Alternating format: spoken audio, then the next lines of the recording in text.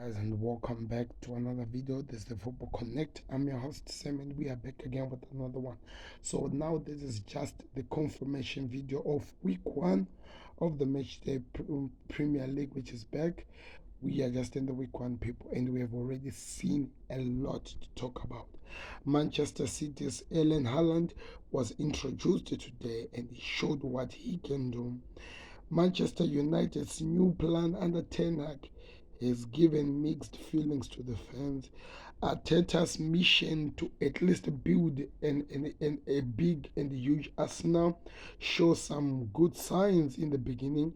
Liverpool confused but also saved by their new signing Darwin Núñez.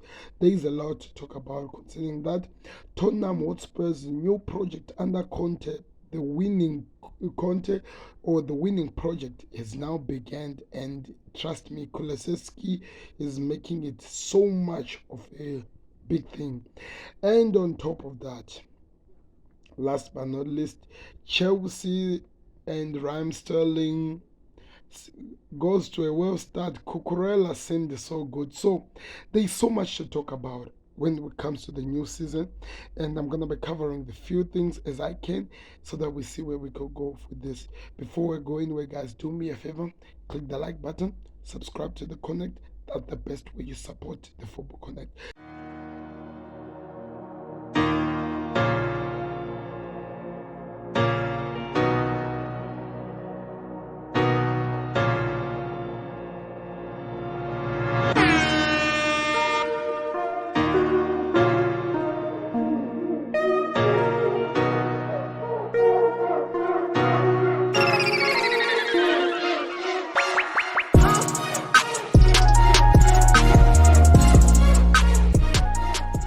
We get into it. So the game began on Friday. Arsenal played against Crystal Palace. A good game, and I was really impressed by Mikel Arteta's boys. They came in to play the game. They came in, they were attacking. The project seemed like it had a future, it had a vision, but things turned sideways when now for no sudden Crystal Palace second half was so crazy. Arsenal, they had to survive. If it wasn't because of Crystal Palace on goal, Arsenal would have drawn with Crystal Palace, to be honest. But it was a good game. I want to hear your thoughts on that one. Liverpool played against Fulham on a Saturday, 12 o'clock game if you're in England. The first game for the Reds against a promoted team. And I don't want to try to lie to you, Mitrovic made my team go and want to wish that they were not in the game. Mitrovic was all over, caused problems, and they made the game so painful for anybody to watch. And I myself watching the game, I wanted to run away. The pressure, the irritation, the way they were able to bully the players, the way they were not allowing the midfield to flow with the ball, all of those played a part into confusing Liverpool in terms of what they wanted to achieve. And the game ended as a draw 2-2. And we only managed to come back in the game first when Harvey Elliott came into the game, and secondly when Darwin Núñez came into the game. Because with Harvey Elliott, there were some good passes flowing with the ball alongside with the James Milner in the midfield, which helped the strike force to produce something, and that gave Liverpool at least the green light we were hoping would get in the game, and that was it. And the next game that I'm going to talk about is Tottenham Hotspurs, which was played after the Liverpool game. They played against Southampton. Southampton scored the first goal. It looked like they had a plan. It looked like they were doing something, and the game turned upside down when Rice Sessegnon scored a goal, scored another one. It was an offside, but all in all, going forward until to the end, it was Tottenham show, and it turned everything sideways for Southampton. You should go watch that game. It was an amazing game and you would enjoy it. Chelsea came in later on and they were playing the game, of course, as they were expecting.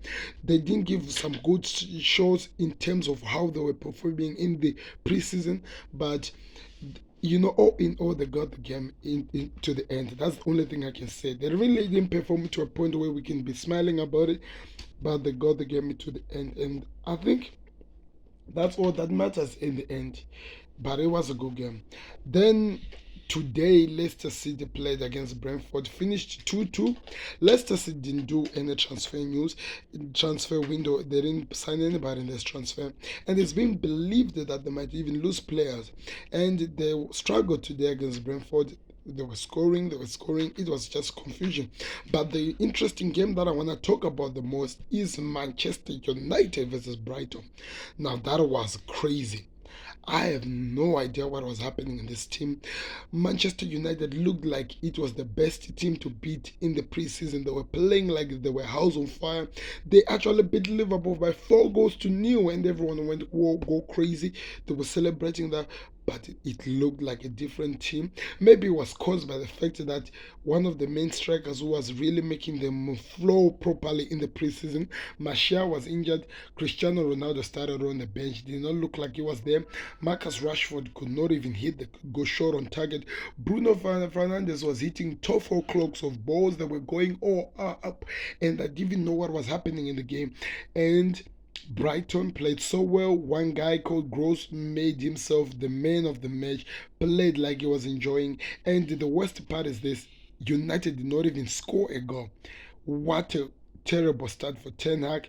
And Cristiano Ronaldo did do a weird face, like to show how much he was really disturbed about what was going on, because he was watching this from the bench. And I'm wondering, what is Ten Hag's next mission after this failure of a game? That's my question that I have for you people. Nextly, it was the Haaland show as West Ham welcomed Manchester City, or should I call the new and improved Manchester City. Everything looked like it was coming to a perfect start. Everything, the flow and the performance, wow. That was an amazing performance. I don't want to lie to you. Haaland looked like he's going to be a threat. And according to the people's bookies and everyone was speaking, they're saying he might even hit Mo Salah's goal tally and even passes by a country mile. I don't know, people. I don't know. But one thing I can confirm with you, from Darwin Núñez to Haaland, it looks like we're going to have an amazing and perfect season. Liverpool and Man City are going to be challenging. At this moment, I don't know with Liverpool. I think it was just a problem, but I think they can work on it. Let's talk about the best players of the week. So for me, my best players of the week, it has to be Mitrovic, it has to be Kulusevski, it has to be Haaland, and it has to be Gross, the guy who scored for Brighton. I felt like those guys were the guys who stood up and showed and performed. Even Callum Wilson, by the way, they showed up, they performed, and they gave their teams an amazing performance, and I think they really did enjoy the game. So I want to hear your thoughts in the comment section, guys. What did you think about week 1 of the Premier League? Because they still around 37 games to go, and I can't wait. It's excitement, and it is at its fully best. So you do me the best favor by hitting the like button and giving me your prediction and your thoughts on the games. If there's a game that I forgot, let me know in the comment section, and I'll make sure that I'll do a video to make sure that I cover yours. Let me know your thoughts in the comment section. Thank you very much for watching. This has been the Football Connect with your host Sam. I'll be back again tomorrow to actually analyze everything that happened and maybe talk about what we might be expecting coming to the next. But this was an amazing performance. Haaland, star of the week today, and the Tronovic and the Kulusevski, star of yesterday's shows. Out. We move. Subscribe. Beats the goalkeeper. Just lost for words. He is just brilliant. Georgie Best, Diego Maradona,